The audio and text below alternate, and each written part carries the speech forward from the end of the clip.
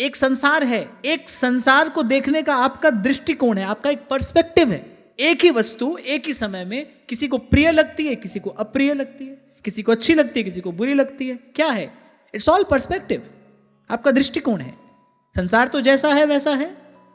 तो संत कहते हैं हरि लीला सब सुखमयी, भगवान के होकर इसको देखोगे तो फिर तो भाई कहीं कोई दोष नहीं है। लाली मेरे लाल की जिद देखूं तित लाल।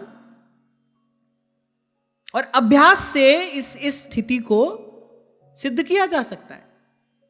एक छोटी सी कथा आपको मैं सुनाता हूं। एक महात्मा थे,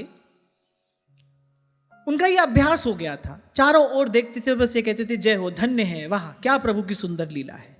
कहते कहते कहते इसी बात का उनको अभ्यास हो गया। जहां भी देखे यही कहें वाह जय हो, धन्य, क्या प्रभु की सुंदर लीला है।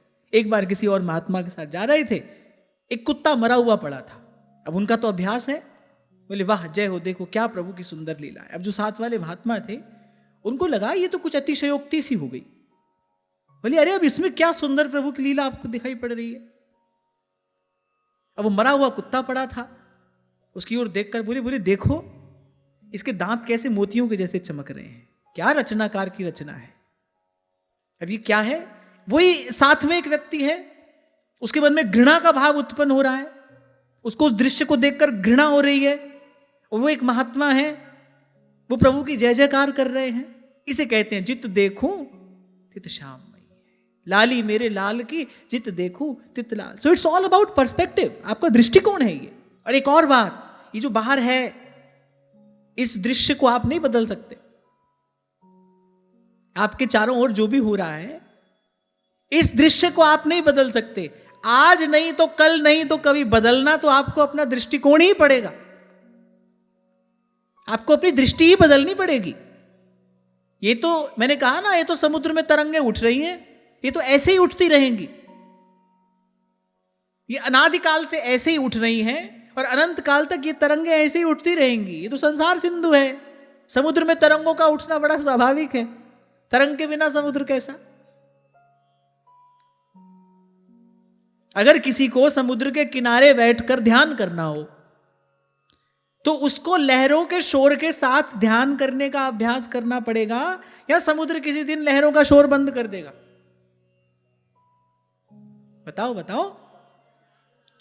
उसी शोर के साथ उसको अभ्यास करना पड़ेगा ना। तो भाई ऐसे ही ये लहरों का शोर है, इसी के बीच में रहकर ध्यान का अभ्यास करना है। ये नहीं बदलेगा। यहां तो रामकृष्ण आते हैं तो नहीं बदलता है ये। कैसी कैसी विचित्र घटनाएं घटती हैं।